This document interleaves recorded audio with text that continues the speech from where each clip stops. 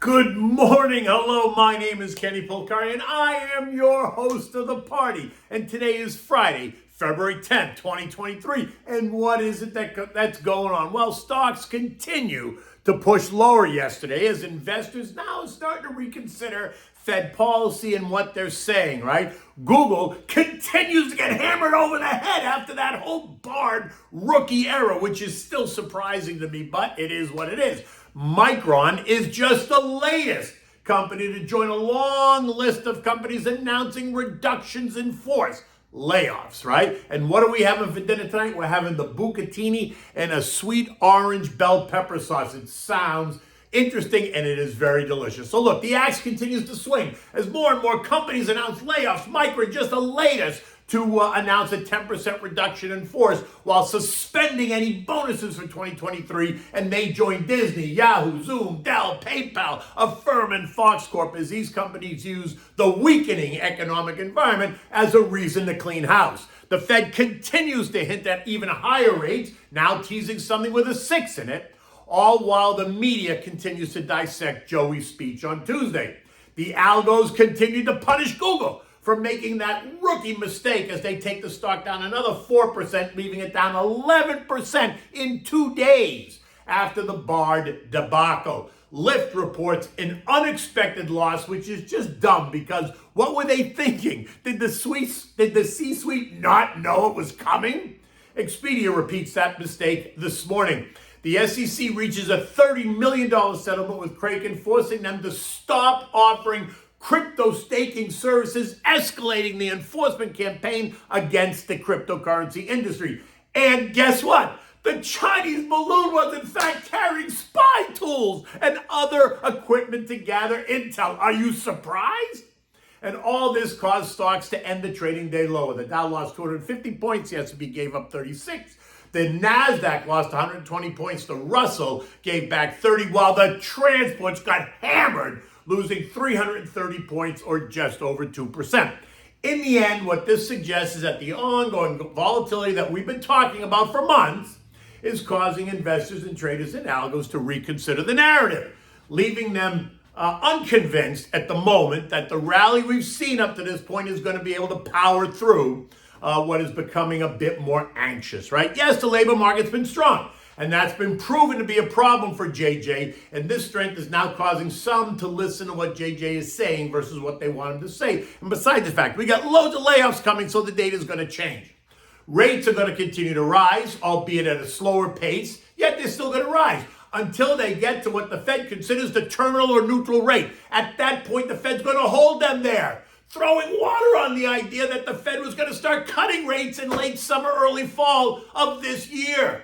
In fact, on Wednesday, New York's Johnny Williams, right, Fed President Johnny Williams, hinted that rates would stay elevated for a few years. Notice he didn't say a few months. He said years, and that's very different than months. The question now is, what is that new terminal rate? Recall that Bloomberg story from yesterday that I identified. Someone or some institution is making a fairly substantial wager on where rates are headed, making a very big bet that the terminal rate, the neutral rate, is going to reach 6% by September, which is 75 basis points from where we are now and 125 basis points higher. Actually, it's 125 basis points higher than where we are and 75 basis points higher than where they told us, right? And if that comes true, that's going to pay off, I told you, $135 million if the Fed tightens till September. That's a big bet. So you got to kind of keep that in the back of your mind. Look, there's a lot of ongoing discussion. We've been stimulating the economy for 13 years. Remember, this rub and tug of the economy began in March of 2009 when the S&P traded at 666, down from the September 07 high of 1576, a 60% decline during the great financial crisis. The Fed slashed rates and announced the first of what would become a string of quantitative easing programs, each one a bit more dramatic, as global central banks tried desperately to prevent a global financial Armageddon. Did you forget all that? Then in the late fall, early winter of 2018, the Fed announced the start of tightening. Remember that? Stocks plunged by 20% between October and mid-December, causing many on the street to cry real tears. Interest rates were in the 2 to 2.25% range in October, and they went to 2.25% to 2.5% range by December. And then COVID hit, and the world stopped, and the Fed slashed rates to zero while the ECB went negative. And this stimulation remained in force through 2022. Even as inflation surged up through 2% in April of 22, the Fed still didn't change the program. They told us how it was transitory and how it forced them to remain accommodative through year-end 2022, right? Many on the street calling them out, telling them to wake up. At the nation, this as inflation surged ever higher, right? How'd that work out? So now we are where we are. Inflation is at a 40-year high. The costs for stuff that people need, like food, shelter, energy, utilities, healthcare, have surged, while some of the stuff that we don't need declines. Well, that's great. I don't need it. It's coming down in price. That's great.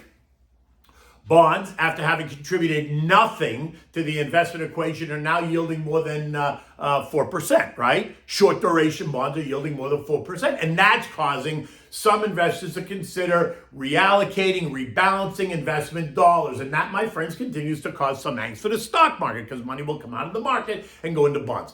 Toss in the slowing economy and the declining current earnings and the declining projections for 2023 after a very tough 2022 that saw stocks decline significantly.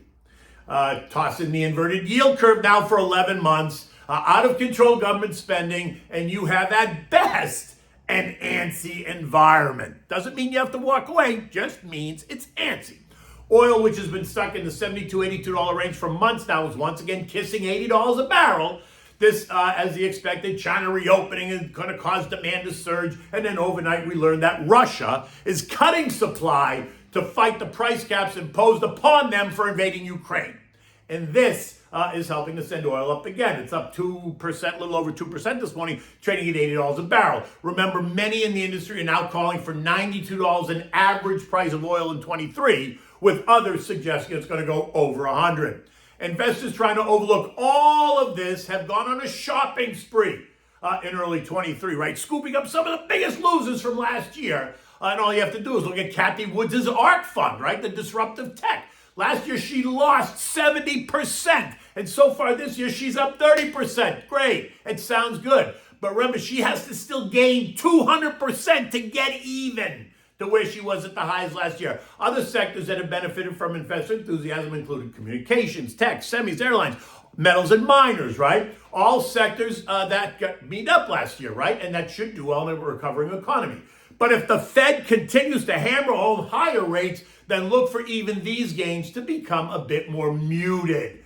The most recent Atlanta Fed report, remember, shows that sticky inflation remains elevated. And that's another issue for the Fed because sticky inflation tends to become entrenched in the economy, and it becomes entrenched in the stuff that we need, right? The everyday items. And that's going to cause stress for consumers. And then we have the Fed's balance sheet that nobody wants to talk about suddenly. It's $8.5 trillion, still well above where it should be and well above where the Fed said it was going to be. And that is because they can't shrink it fast enough without disrupting the economy and causing market instability. Yet, no one wants to discuss it at the moment. I guess if they don't discuss it, then it doesn't really matter. Yeah, we can see how that's going to work out once they start discussing it. Anyway, this morning U.S. futures are what? They're lower again. Dow down 150, S&P's down 30, the Nasdaq's down by 150, and the Russell is down 9. U.S. Treasuries under pressure, sending yields up, helping to cause some investors to add short duration treasuries to their portfolio, and that's taking money away from the equity markets. Additionally, more hawkish Fed speak may finally be hitting home, causing the pivot crowd to reconsider that very thought, right? Eco Data today is all about the University of Michigan surveys, which is fine, but nothing really dramatic. Sentiment is expected to be 65. One-year inflation forecast expected to go to 4%, up from 3.9%, while the 5-year expectation remains at 2.9%. But you know how I feel about that. I think a 5-year inflation expectation at this moment is kind of useless, but whatever. Next week brings us the all-important January CPI read on Tuesday, the inflation number at the consumer level. And the month-over-month number is expected to be up 0.5 tenths versus last month's negative 0.1, suggesting that inflation is more stubborn than many expect. The year-over-year number, though, is expected to continue to move lower at 6.2, down from 6.5.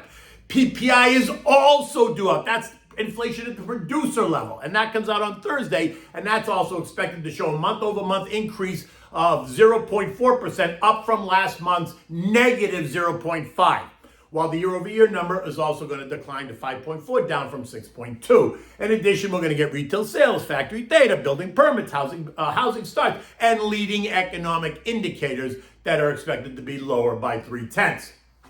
I remain in the camp that the earnings recession that we've been talking about hasn't been fully realized yet, and that investors, while wanting to be optimistic, are just a little bit ahead of themselves, which is why I keep saying, if you're invested and you have a well-designed, balanced portfolio, then there's no need to chase anything. If they want to take the market up, let them. Enjoy the ride. And if they want to take it down, then use it as an opportunity, right? Patience is really a virtue, and buying stocks on a pullback is better than chasing stocks with that FOMO mentality, right? The fear of missing out mentality. It's always a mistake.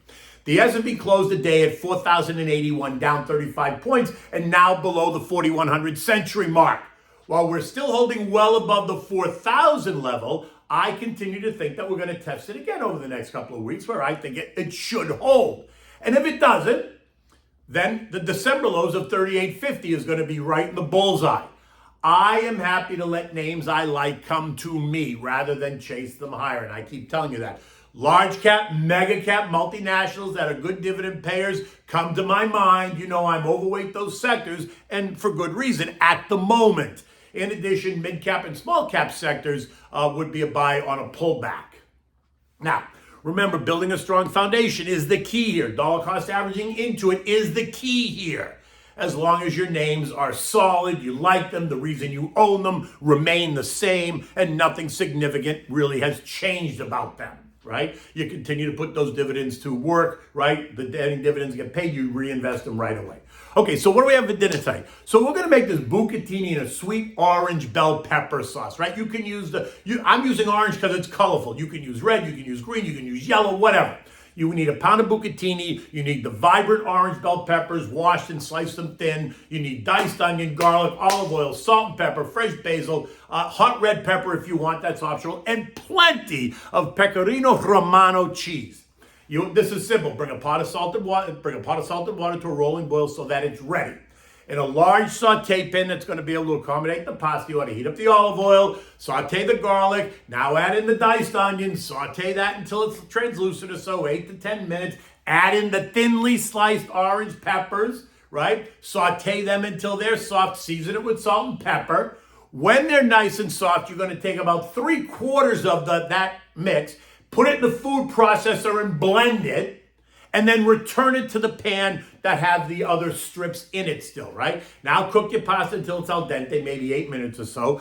You want to reserve a mug full of the pasta water. You know why. Take the pasta out with the tongs, put it right in the saute pan, mix it up really well. If it starts to suck up the sauce, it's going to get dry. Add a little bit of the pasta water just to moisten it. When you serve it, serve this in warm bowls, add some fresh basil on the top. This is where you might add some hot red pepper if you want it. I don't, but if you do, go right ahead. And always, always, always make sure that you have plenty of fresh grated, in this case, pecorino romano. But if you like parmigiana, that's fine too, because, it's cheese. And you know me, I love cheese. In addition, I would complement this with a white wine, a chilled white wine versus a red, but that's me. If you're going to drink red, I'd drink a lighter red, not a heavy red. This is not a meat dish. And so, maybe it's a Pinot Noir, or maybe it's a Chianti, something, something relatively light if it's red. You might also want to chill it a little bit, because it's always good. Otherwise, you drink the white wine, and you know me, it's always the Pinot Grigio Santa Margherita. Now look, it's Friday. It's a beautiful day outside. It's going to be about 80 degrees. I got company in this weekend, going to the beach today, going on the boat tomorrow. It'll be a beautiful, beautiful weekend here in South Florida. So maybe you should come down and visit. But then make sure you go back to wherever you came from. Anyway, until Monday, take good care.